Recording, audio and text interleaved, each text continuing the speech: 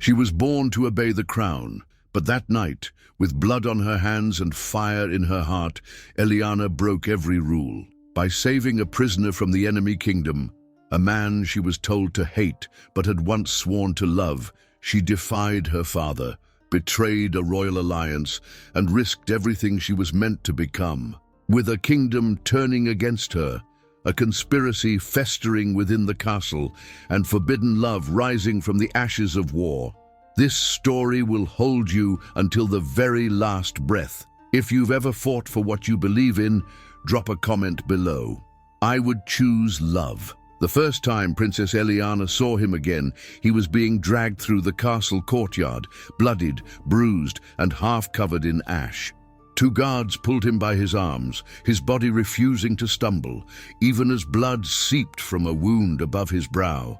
His face was obscured by matted strands of dark hair clinging to his skin, but there was something about the way he held himself, upright, unbroken, that made Eliana's breath still in her chest. From the high stone balcony above, she watched, fingers clutching the balustrade. The wind of Archenhall was cruel that morning, tugging at her pale green sleeves, tossing her braid over her shoulder, but she did not feel the cold. Her handmaiden, Lyra, stood behind her, eyes wide. "He wears the crest of Durnhold," she whispered, voice tight with awe and disgust.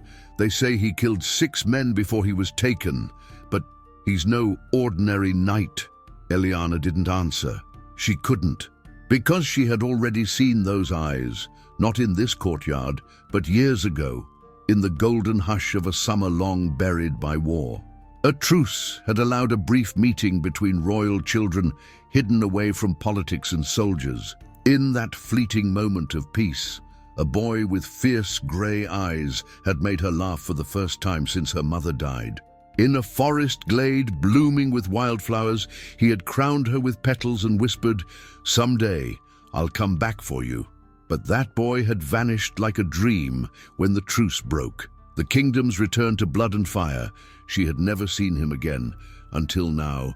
She leaned forward, heart racing. The prisoner stopped for a breath, and for a single heartbeat, their eyes met, defiant, hollowed by loss, but behind the storm, recognition.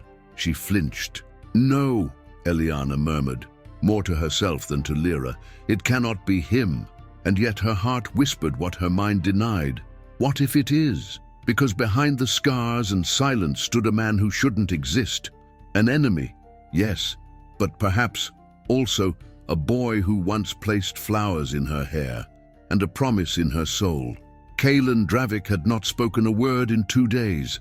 The guard said he refused food, that when the healer approached with salves and stitches, he turned his head and closed his eyes, that when they offered him water, he only stared at the stone wall of his cell, like it held the answers to something no one else could see. High in the northern tower of Archenhall, he sat chained to a cold iron ring embedded in the wall, the bruises on his arms already fading to shades of dusk. Snow drifted through the arrow-slit window, catching in his hair, melting on his skin unnoticed. The cell was small, lit by a single torch bracketed outside the door. Damp crept through the stones like a silent curse. But it wasn't the cell that haunted Kalen. It was the silence, the long, scraping silence of memories he couldn't drown, even here. He could still hear his brother's last words, still see the parchment stained with blood, still remember the way the truth had clawed its way into his hands, a truth so dangerous he'd ridden alone into enemy territory just to deliver it, knowing he might never return. He had expected to be captured, expected pain, humiliation, and chains. He had not expected her, Eliana. When she entered the tower, it was without ceremony, no guards, no fanfare, only the quiet hiss of fabric brushing the stone steps as she climbed, a single candle in her hand. He didn't look at her when the cell door creaked open, didn't speak, but he felt her there, the weight of her gaze like a memory pressing against his chest. "You should not be here," he said at last, his voice rough, brittle from disuse. "And yet I am," she replied, stepping inside. He turned his head then, slowly, She wore a thick cloak lined with fur, the hood pushed back, her dark hair braided and looped at the base of her neck. No crown, no guards, just her. A princess without armor. "I came because I have questions," she said, setting the candle on a ledge and folding her arms. "And because I believe you are not what they say." He scoffed faintly, the corner of his mouth twitching in something that might have been amusement. "What do they say? That you're a killer, a spy, that you sought to start another war. And what do you say?" Eliana hesitated, her fingers clenched. "I say I remember a boy who promised me he would come back." The silence stretched between them. Cailan didn't move. His gaze, sharp and unreadable, flicked to her hands, then back to her face. "That boy died the day Durnhold was set aflame." Her breath caught. "So it is you." He said nothing, just closed his eyes, his face unreadable in the flickering candlelight. The air between them thickened with things unsaid.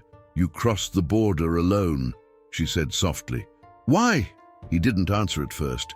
Then, with a voice like gravel dragged over stone, he said, "To find the truth, to bring it where it would matter." She took a step closer. "What truth?" He looked at her then, truly looked, and she felt something inside her shift. The boy from the glade was still there, buried beneath the years and war, hidden beneath scars and shadows, but his eyes were the same. "I will tell you," he said, "but not now. Not here." Her jaw tensed.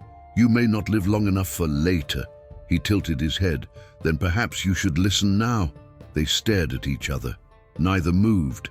Eventually, she knelt beside him, reached into her cloak and pulled out a folded cloth. When she opened it, it revealed a heel of bread, still warm, a small vial of honey, a strip of dried meat.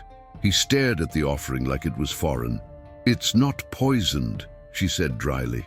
He took the bread first, slowly, ate in silence. She watched, and though neither spoke for several minutes, something changed between them in that silence. A bridge was forming, tentative, but real.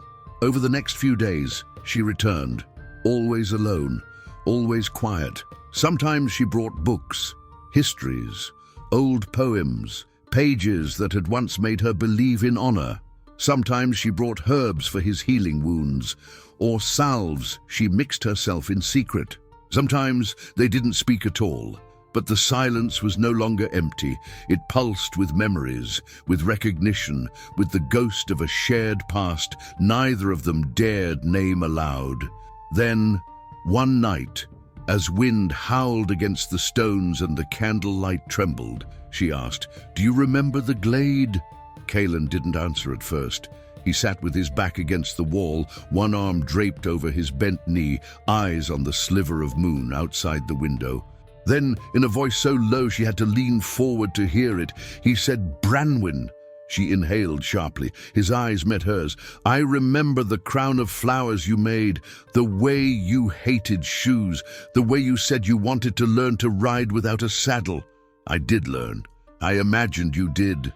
A small smile tugged at her lips, vanishing as quickly as it came. "That summer," she whispered. "It was the only time I wasn't afraid." Cailan's expression changed, softened slightly. "I didn't think you'd remember me." "I never forgot you," she said, her voice breaking just a little. A long silence fell. Then he asked, barely above a whisper, "Why are you really here, Eliana?" She didn't answer at first, her hands folded tightly in her lap, fingers trembling. "Because," she said, I think the boy I met is still in there, and I need to know if I'm right." He looked at her, truly looked, and for a moment the walls of the tower disappeared. No chains, no war, just two souls lost in a world too cruel to let them meet as they once had. But the world was still cruel, and outside the tower it stirred. That same night, as she descended the steps, a shadow moved in the corridor.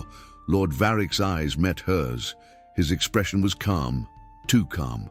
"You've been spending a great deal of time in the tower, Your Highness," he said, voice soft and clipped. "An unusual choice of company, wouldn't you say?" "I visit as the king's daughter," she replied evenly. "The prisoner is a matter of state." He stepped closer. Indeed, and I hope your judgment will reflect the dignity of your station. Rumors, after all, can be dangerous things. She did not flinch.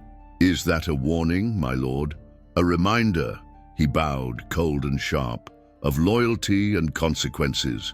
As he disappeared into the corridor, Eliana felt a chill run through her spine that had nothing to do with the winter wind. Someone was watching. Someone who wanted Cailan silenced before he could speak the truth he had come to tell. She climbed into bed that night with her heart pounding, staring at the ceiling as snow whispered against the windows. Her wedding to Varric's son Darian was only a few days away. Duty pulled at her like a chain around her neck, but her heart stood in a tower, waiting, and deep in the shadows, something dangerous stirred. Not outside the castle, but within, because in Archenhall, not every enemy came from beyond the walls. Some wore rings of gold and smiled at the crown. The air in the tower felt colder that morning, though the snow had stopped falling. A peculiar stillness cloaked the corridors of Archenhall, as if the stones themselves were holding their breath. Eliana climbed the narrow staircase with a sense of urgency she could no longer mask. She had barely slept, plagued by Varric's veiled threat and the look in Cailan's eyes when he finally let her see him, not as a prisoner, but as the boy who had once placed a crown of wildflowers on her head. When she reached the cell, she found him already awake, standing by the window, shackles clinking gently with each breath. He looked thinner, paler, but his eyes remained sharp, watching the horizon through the narrow slit in the stone, as if expecting war to come crawling through the snow. "You came early," he said without turning. "There's no more time to wait," she replied, closing the door behind her. Her voice was lower, tenser. She held something in her hand wrapped in cloth. He turned, brow arching. "What is it?" She walked over and knelt beside him. Carefully, she unwrapped the cloth, revealing a small iron tool, a chisel dulled with use. "I found it in the old storeroom," she said. "I had to bribe 2 servants just to get close. It's rusted, but useful," he finished, taking it in his bound hands and examining it with appreciation. "Thank you." She hesitated. "I'm not sure what I'm doing anymore, Cailan, but I can't ignore what I feel, what I know. What do you know? That something is wrong, that my father's court is rotting from within, that Lord Varric is hiding something, and that your presence here is not what it seems." Cailan met her gaze. "Then you're closer to the truth than you realize." He moved to the wall behind his sleeping cot, lifting the thin straw mattress with one hand and pulling away a loose stone with the other. The motion was slow, careful. Eliana leaned in. Behind the stone was a shallow alcove. Hidden there, just within reach of his chained hands, was a message scratched into the wall, written in a hurried, almost frantic hand. It was marked with initials, T.D. She read the carved words aloud in a whisper. "The orders came from Archenhall. The skirmish was a lie. Betrayal wears our colors." Eliana's heart sank. "What is this?" "My brother's words," Cailan said, voice tight. "He found out that the ambush along the border wasn't initiated by Durnhold. He intercepted messages, orders that came not from our war council, but from yours, from Varric's seal." Her hands trembled. "But why would he do this? Why start a war?" "For power," Cailan said darkly. "If Archenhall's nobles are provoked into bloodshed, Varric consolidates the crown through marriage to you. Your father is growing weaker. You're the heir, and Varric wants the throne." "No," she whispered, "that can't. He had my brother killed, Eliana, poisoned before he could return to court. I followed the trail here, not as a knight, not as a soldier, but as a witness." Eliana stood, pacing in tight, frantic steps. "If I take this to my father, he won't believe it, not without proof. And even then," Cailan looked up at her, "he may already be under Varric's thumb." She turned sharply. "Then what do we do?" Cailan's eyes searched hers. "We find the proof. We expose him. Together." A silence fell between them. Eliana stared at him, at the man who had every reason to hate her kingdom, yet chose truth over vengeance. The man who had once whispered promises under the sun-drenched trees of Branwen. She felt something in her chest tighten, but time was short. That night, she returned to her chambers under a heavy veil of thought. The corridor outside her room was quiet, save for the faint creak of old wood and the occasional torch crackle. She dismissed her handmaiden early and opened the secret compartment in the floorboards beneath her writing desk. There, she hid the chisel and a copy of the message Kaelin had carved into the wall. Then, she sat at her desk and penned a letter to her father. The next morning, the sun rose blood orange behind the mountains. Eliana stood before the king's chamber, heart pounding.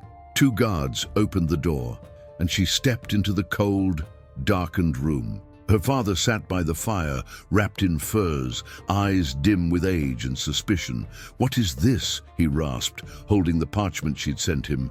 "Evidence," she said, "from the prisoner." "The traitor, you mean?" "He's not a traitor," she insisted. "He came here to reveal a conspiracy. He risked his life. I believe him." Aldemar's eyes narrowed. "You're blinded, Eliana. You see a boy from your past, not the threat before you. I see a man who came with the truth. Please, Father, investigate Varric. Look into his counsel, his records. You'll see." The king stared into the fire for a long moment. Then he said, "You forget your place, daughter. You are to be wed in 4 days to Darian Varric. Your duty is to this alliance, not to fantasy." Eliana's voice shook with fury. "If you force this marriage, you're handing the throne to a liar." "Enough," he thundered. The firelight caught in his beard and crown, making him look older than ever. "You will do as you are told, or you will not remain under this roof." She stepped back, stunned. "You'd exile me." He didn't answer, only turned back to the fire. Her voice, when it came, was cold. "Then you are no longer my king." She left without waiting for his command. The castle corridors felt narrower that day. More eyes followed her. Whispers echoed in corners where none had dared speak before. And somewhere in the shadows, someone decided it was time to act. That night, the assassin came. He slipped through the eastern wall's forgotten entrance, scaled the cold stones of the tower without a sound.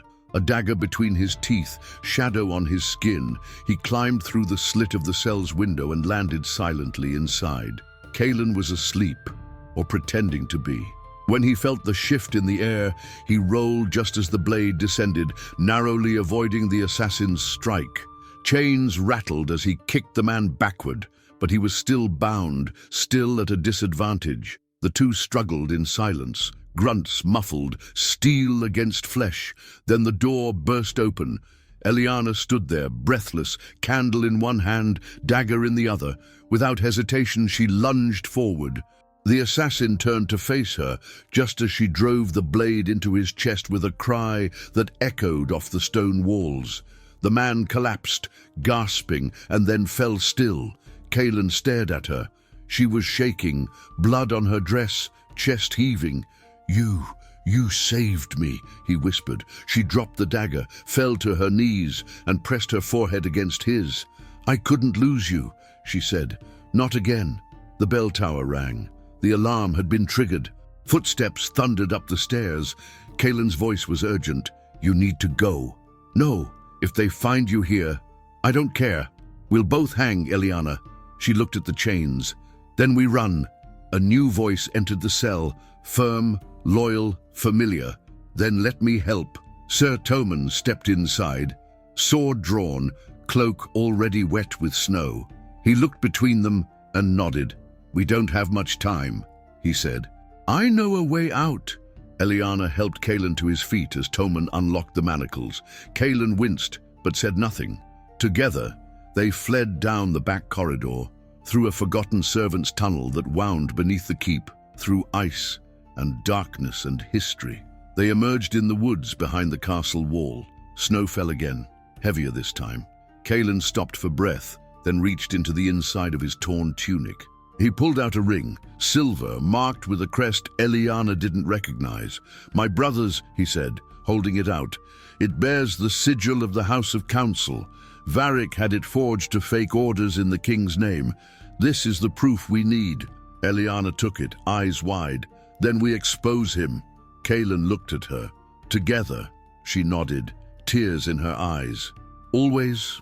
Then, in the falling snow, with the bells of Archenhall ringing behind them, they kissed, for the first time since Branwen, no longer as girl and boy, no longer as princess and prisoner, but as two people bound by truth and willing to risk everything for it. Night had devoured the forest, casting the trees in shifting shadows as the wind howled like a chorus of ghosts.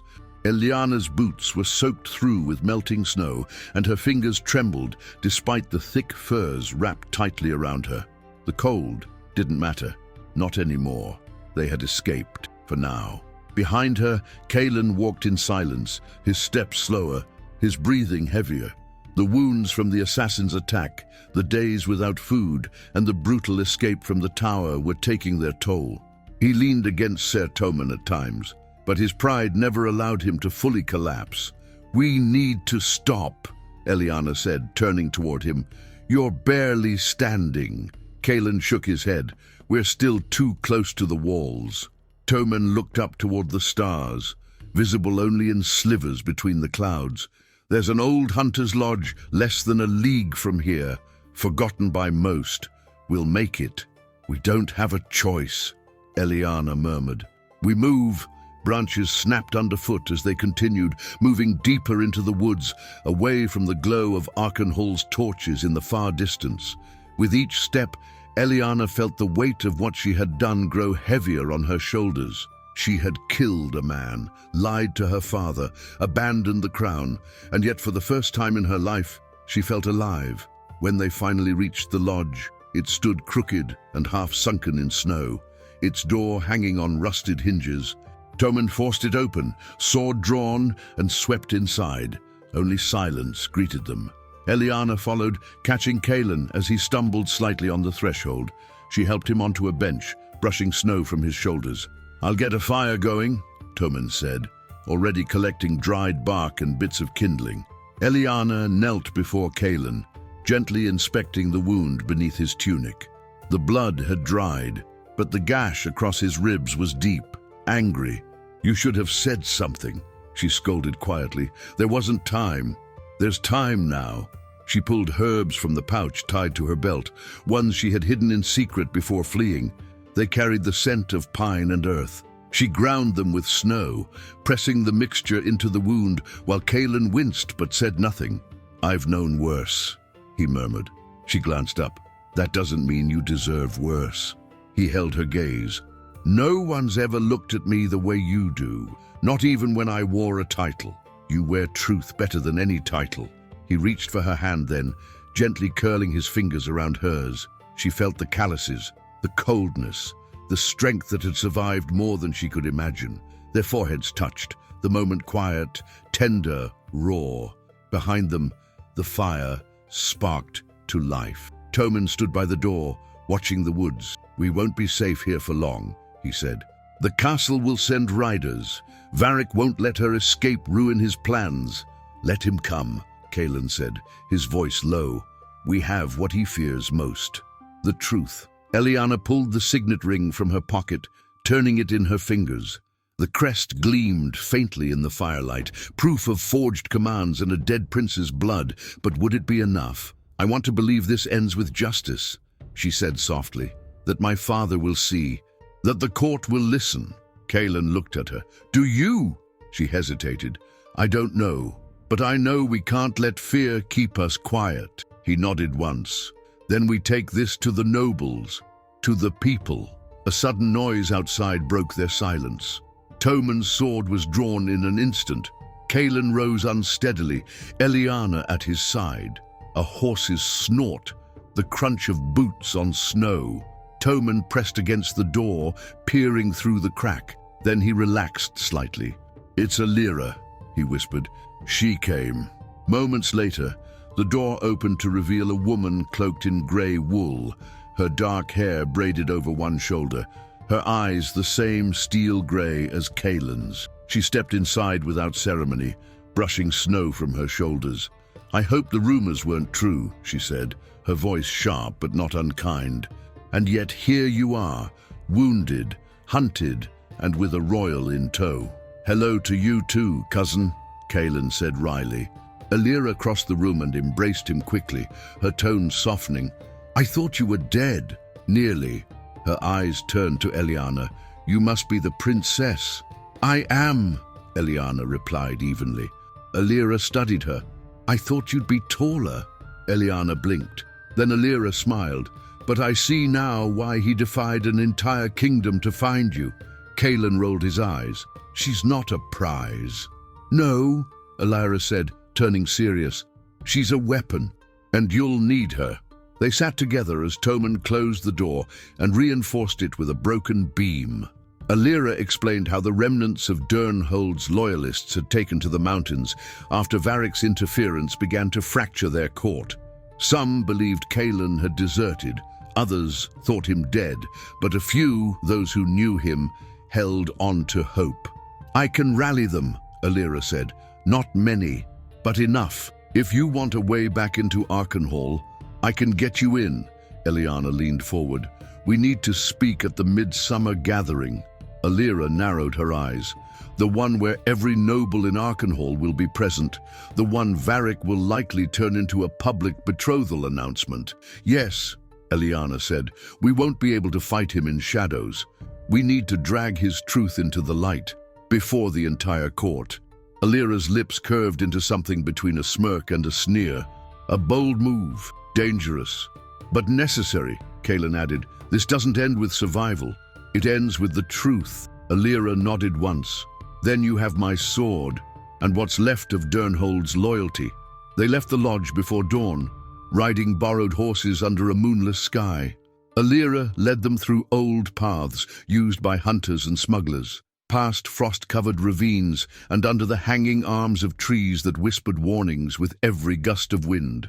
At the edge of the mountain pass, Kaelin turned in the saddle to look back. You don't have to do this, he told Eliana. You've already given up everything. She met his gaze, unwavering. Then let me finish what I started. They rode in silence, and the silence said everything. When the walls of Archenhall rose again before them, they did not tremble. They wore cloaks of commoners, their weapons hidden, their allies scattered through the city. Inside the castle, the great hall was being prepared. Banners hung, tables set, torches lit in elaborate candelabras. Eliana's name was whispered in corridors, her absence still an open wound. Varric had twisted her disappearance into rumor and slander. Some believed she had run off in shame, others whispered of madness, and then the doors opened. The nobles of Archenhall entered the hall, dressed in silk and velvet, unaware that beneath their feet truth waited to be unearthed. Kaelin stood in the shadows of the corridor just beyond, his pulse steady, Alira beside him, Tommen guarding the rear. Eliana, in a gown she had once worn as a child at court, walked through the eastern entrance like a ghost returned from the dead. Gasps filled the hall. The murmurs rose into a crescendo. She stepped forward and raised her voice. Lords and ladies of Archenhall, I stand before you not as a daughter of the king, nor as a promised bride. I come with truth. Varric rose from the high table, his face a perfect mask of surprise and confusion. Your Highness, we feared the worst. Thank the gods you've returned. Spare me the performance, she said, cold and clear. From her sleeve, she pulled the signet ring and held it high. This, she said, belonged to Prince Teren of Durnhold. It bears the seal of our council, but it was forged, used to deliver false orders in my father's name, orders that led to bloodshed, orders that murdered a prince. The room fell silent. Kaelin stepped forward, cloak falling from his shoulders. Gasps turned to shouts. A guard reached for his sword, but Alira was faster, stepping between them. No one moves, Eliana ordered. Then she looked at her father, seated high above, his face stricken with disbelief. I loved you, she said to him. I followed your command. I sacrificed everything for duty. But now I ask you, look at the man you call your advisor. Ask yourself why the war never ends, why lies rise faster than peace, why I had to risk my life just to be heard. Aldemar's hands trembled. Varric laughed, a sound like cracked ice.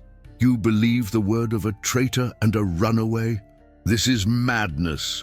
Kaelin stepped forward. "No, this is truth." And in that moment, surrounded by nobles, banners, and silence thicker than snow, he told them everything, and the court listened.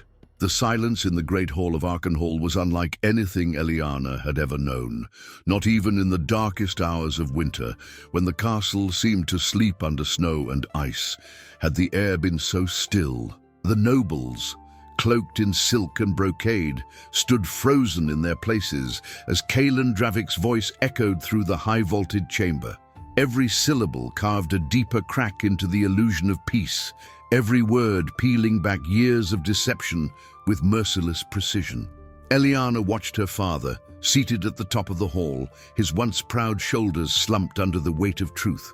His eyes flicked from Kaelin to the ring in her hand, then to Lord Varric, who stood beside him like a statue made of ice and venom. Kaelin's voice never faltered. "The forged orders were delivered under this seal, your kingdom's seal. The attacks along the border were orchestrated not by Durnhold, but from within these very walls. I followed the trail of betrayal and found it led here, to Lord Varric." Varric let out a cold chuckle. "A compelling story, told by a desperate man, but a story nonetheless. Where is your proof, aside from a ring any blacksmith could fashion?" Alira stepped forward. Her voice, clear and sharp, rang out. "I have seen the written commands. I have heard the confessions of soldiers who acted on orders they didn't understand. And I know the ring. It belonged to my cousin, Teren Dravic, who died with Varric's poison in his veins." Gasps spread through the chamber. Several lords exchanged wary glances. A few took deliberate steps away from Varric. "You call it treason," Kaelin said, turning to face them all. "But I call it justice. You have been led by a man who seeks not peace, but a crown for himself." A flicker of something passed through Varric's eyes then. Fear, perhaps, or fury. Eliana didn't blink. She took the final step up to her father's side, laying the ring before him. "This is your chance," she said quietly, "to do what is right, not as a king, as a man, as my father." King Aldemar's hand trembled as he picked up the ring. He studied it in silence, the firelight glinting off the silver. The hall waited. Not even the wind dared intrude. At last, the king stood, his voice old and hoarse but heavy with command. "Varric of House Breme," he said, turning slowly, "you are hereby placed under royal investigation on the charge of conspiracy against the crown."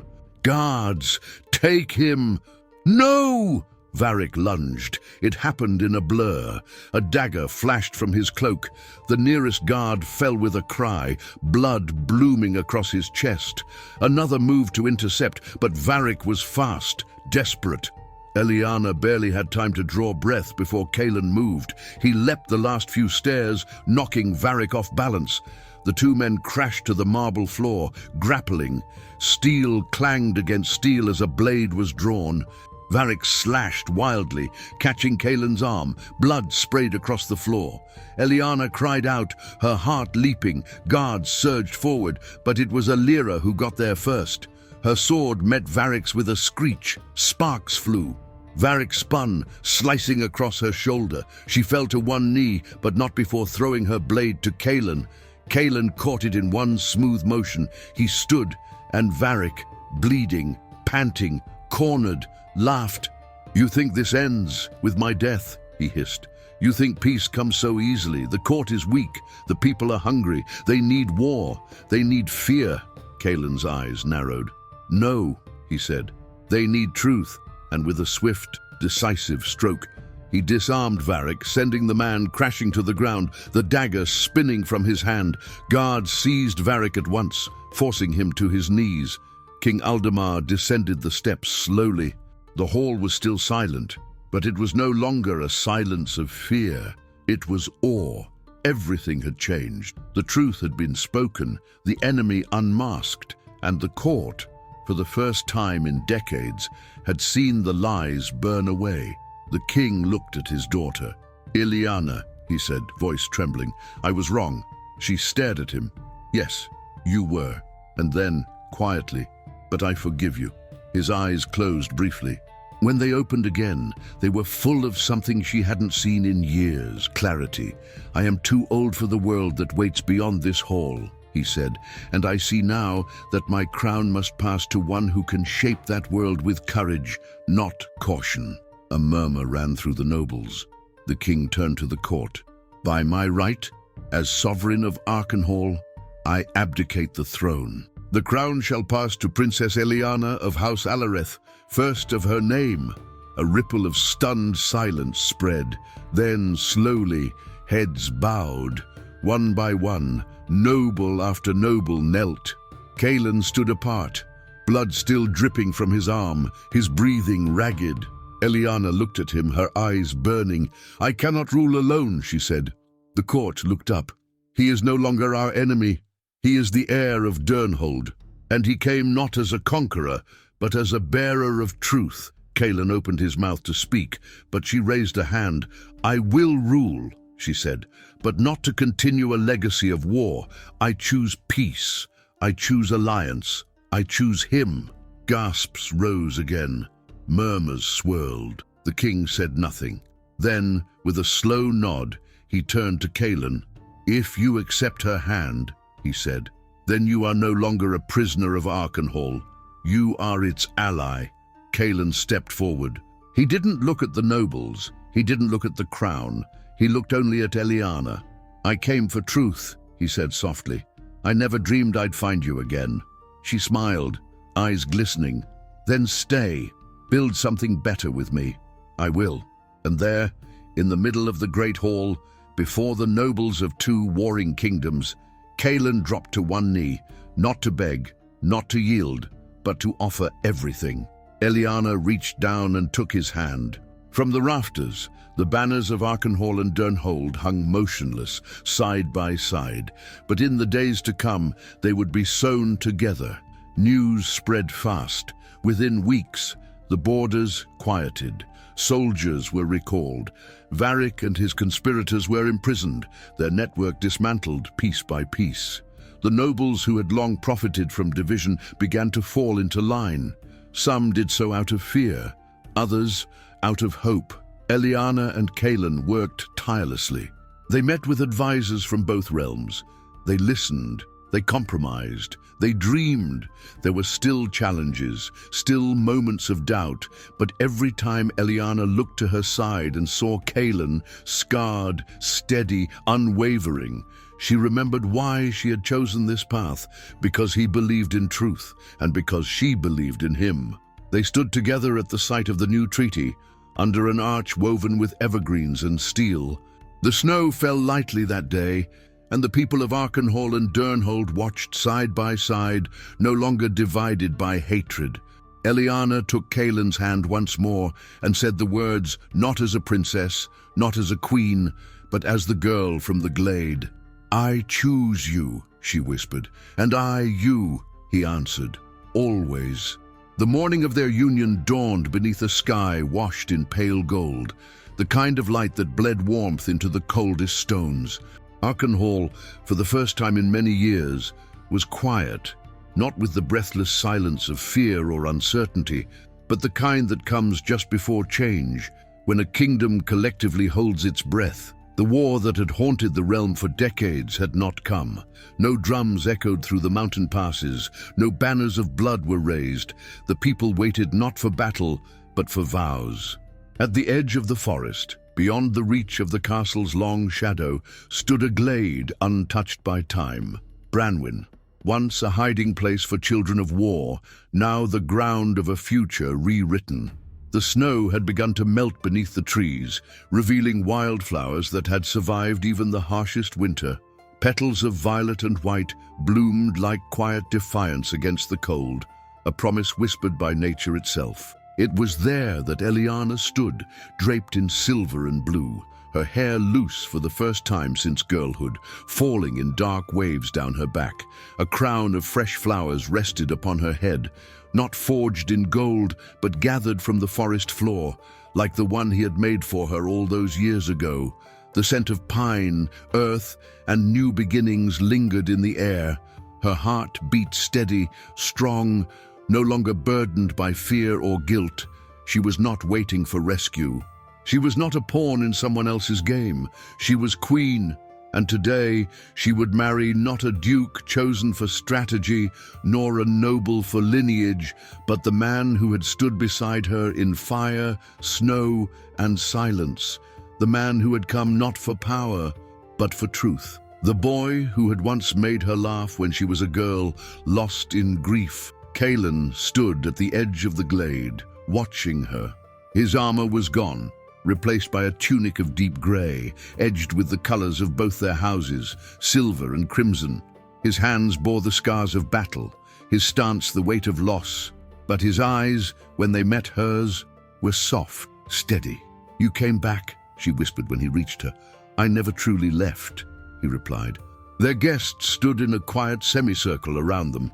Tommen, still bearing the wound he had earned in her name. Alyra, whose smile was brighter than Eliana had ever seen. The nobles of Arkenhall and Durnhold, united not by obligation, but by the hope that perhaps, at last, peace could grow where only ashes had been. There were no trumpets, no priests with gilded scrolls, only them. Eliana took Kaelin's hands and spoke the words she had written in the sleepless nights between war and rebuilding. "I pledge not to the crown you wear or the sword you carry," she said, "but to the man who stood beside me when truth was dangerous. To the heart that never gave up, I choose you, not for what you are expected to be, but for who you are when no one is watching." Kaelin's voice, when it came, was rough with emotion. "I pledge not to the throne you have earned, nor to the blood in your name.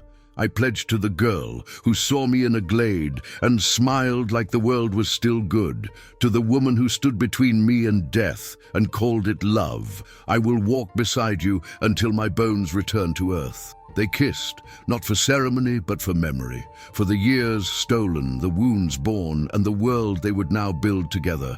Applause rose like wind through trees, gentle and powerful. Later that evening they returned to Arkenhall. The people lined the streets, not with weapons, but with garlands and lanterns. Children shouted their names. Soldiers bowed their heads. Farmers, nobles, healers. Those who had once hidden from war now stepped forward, offering bread, song, and tears. Kaelin reached for Eliana's hand and raised it as they passed through the gates, not queen and consort, but rulers, partners. In the days that followed, Eliana and Kaelin moved quickly. They dismantled the systems built on blood and fear. Varric and his allies were exiled to the Northern Isles, stripped of title and influence. In their place, Eliana appointed new counselors, men and women chosen not for lineage, but for loyalty, fairness, and vision. Kaelin reopened the roads between the kingdoms, inviting merchants, diplomats, and scholars from both realms to speak and share. It wasn't easy. There were riots, pockets of resistance from nobles who had grown fat from war. Eliana faced challenges from within her own council, men who called her reckless, naive, too sentimental for rule. But each time, she faced them with steel in her voice and Kaelin at her side. One evening, weeks after the wedding, Eliana stood on the balcony of her chambers overlooking the city. The stars above glistened, cold and watchful. She felt Kaelin's presence before he spoke. "You're thinking too loudly again," he said, wrapping his arms around her from behind. She leaned into him, letting the warmth of his body anchor her. "Do you think it's possible," she asked, "to truly change things?" He didn't answer right away. Then, "You already have." She turned in his arms. "Sometimes I wonder if we've just delayed the inevitable. If another war waits behind another generation." "Perhaps it does," he said. "But that doesn't mean we stop fighting for peace." Their lips met again, not with fire this time, but with quiet understanding. Later that night, Eliana walked alone to the Hall of Records. She lit a single candle and opened a leather-bound book with trembling fingers. Inside, she began to write, not for the court, not for law, but for those who would come after. She wrote of betrayal and hope, of a girl raised in stone and a boy born in fire, of glades and towers, blades and blood, truth and trust. She wrote of how kingdoms fall, and how, sometimes, they rise again. The seasons passed. Spring came late that year, but when it did, it arrived in full bloom. The fields outside Arkenhall blossomed for the first time in decades, without being trampled by soldiers. Durnhold's borders opened. Its people traveled freely to market squares and libraries. Slowly, the old wounds began to heal. The glade of Branwen became a sanctuary, restored with paths and benches, trees protected by decree, wildflowers replanted in memory. Each year, on the day of their wedding, Eliana and Kaelin returned there alone. No crowns, no guards, just them. And in the heart of that forest is something new bloomed, not born of treaties or swords, but of a promise once made beneath branches and stars. In time, songs were written, tales told.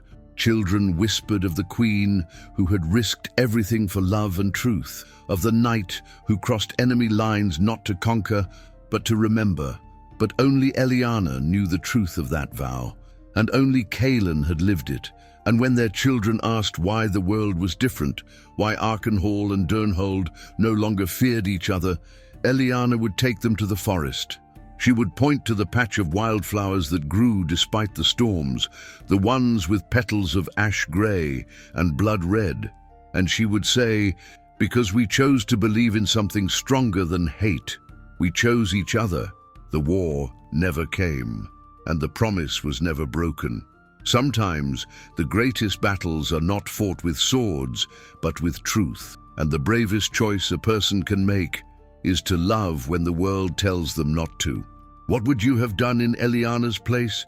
Would you defy a crown for a memory, for a promise, for a forbidden love? Tell us in the comments below. We want to hear your thoughts. And now, don't go far. The next story is already waiting for you on screen.